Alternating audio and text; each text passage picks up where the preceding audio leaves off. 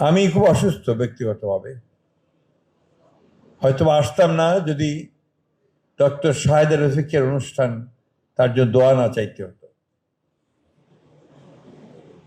বাংলাদেশে নারীরা অনেক প্রতিকূলতার মধ্য দিয়ে,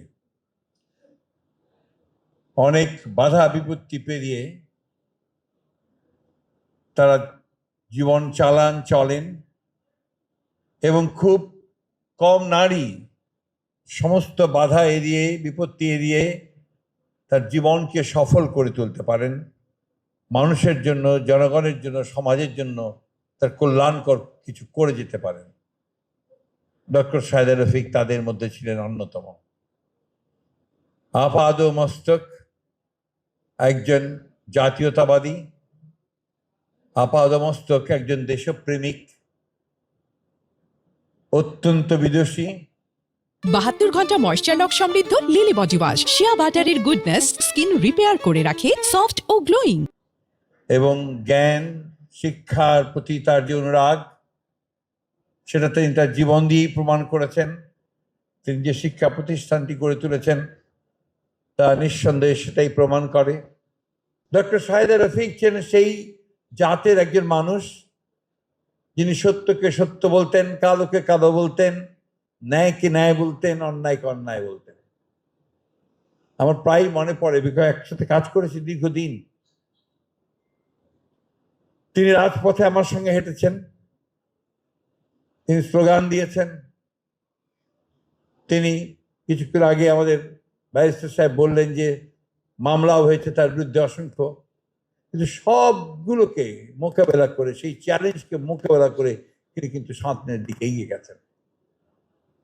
আমি আজকে একটু বলা যায় যে কষ্টই পাচ্ছি যে আজকের এই ভালো দিনগুলো যখন কিছুটা সুখের সম্ভাবনা দেখা দিয়েছে, যখন কিছুটা ভালো ভবিষ্যতের সম্ভাবনা দেখা দিয়েছে, মানুষের জন্য কিছু কাজ করার সম্ভাবনা দেখা দিয়েছে, তখন তিনি আমাদের মধ্যে নেই।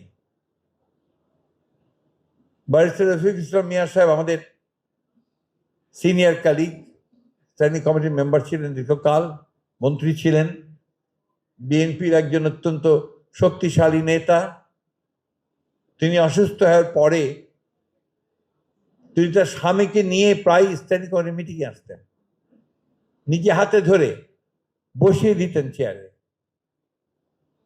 এবং তার যে অদম্য একটা স্পৃহা ছিল যে রাজনীতিতে আমাদের বিজয় অর্জন করতে হবে, আমাদেরকে ফ্যাসিস্ট শক্তিকে পরাজিত করে গণতন্ত্রের পতাকাকে ঊর্ধ্বে ওঠাতে হবে। দেশনেত্রী বেগম খালেদা জিয়া তার খুব কাছের মানুষ ছিলেন, প্রায় তিনি তাকে ডাকতেন, কথা বলতেন। আমি সেই দিনগুলোর কথা প্রায়ই মনে করি, এখন আর সেখানে এসে আরো বেশি করে মনে হচ্ছে। ডক্টর শাহেদ রফিকের প্রতি আমরা তখনই সম্মান দেখাতে পারবো যখন তার যে আকাঙ্ক্ষা ছিল, যে ইচ্ছা ছিল, তিনি যে কাজগুলো করতে চেয়েছিলেন, যদি তাকে আমরা পূরণ করতে পারি। আমি তার সন্তানকে ধন্যবাদ জানাতে চাই যে তার সন্তান সেই ডক্টর শাহ মোহাম্মদ শাহপুর রফিক, তিনি চেষ্টা করছেন এই প্রতিষ্ঠানটিকে প্রতিষ্ঠিত করবার। আমি আজকে তাকে এইটুকু বলতে পারি এবং আপনাদেরও বলতে পারি, আমাদের পক্ষে যা কিছু আইনের মধ্যে সম্ভব তাকে সাহায্য করা, প্রতিষ্ঠানকে সাহায্য করা, আমরা অবশ্যই তা করবো। এটা আমাদের দায়িত্ব বলে আমরা মনে করি। আমি বক্তব্য বাড়াবো না এই জন্যেই যে আমি নিজেই অসুস্থ। এছাড়া আপনার ইফতারের সময় হয়ে আসছে।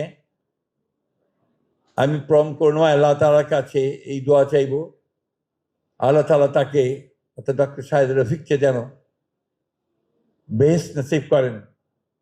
তার সমস্ত যদি কোনো গুনাহ থাকে, আমার মনে হয় না এই মহিলার কোনো গুনাহ থাকতে পারে, তাহলে তা ক্ষমা করে দিয়ে তাকে সেই সবচেয়ে সুন্দর জান্নাতের স্থানে যেন তিনি অধিষ্ঠিত করেন।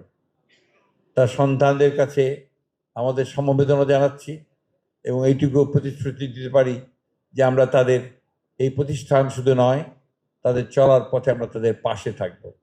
ডক্টর শাহেদ রফিকের যে আদর্শ, সে আদর্শকে সামনে নিয়ে তারা যেন এগিয়ে যায়।